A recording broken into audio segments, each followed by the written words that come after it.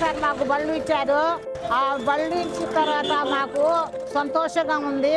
బాగా మేము అమ్ముకుంటున్నాము. దేవుడి దయాల పేదోళ్ళకి అందరికీ సహాయం చేసి బళ్ళు ఇప్పించాడు. దేవుడి దయాల ఆయన లక్షణంగా ఉండాలా సార్.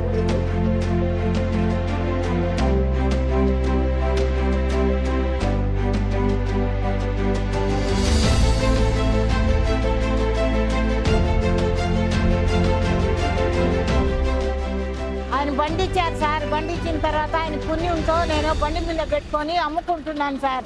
ఆయన దేవుడు చల్లంగా ఉండాలా. నాకు మటుకు బండి ఇప్పించాడు సార్ మహానుభావుడు. చల్లంగా ఉండాలా ఆయన. మా పేదోళ్ళకి సహాయం చేస్తే 100 ఏళ్ళు చల్లంగా ఉండాలి ఆయన.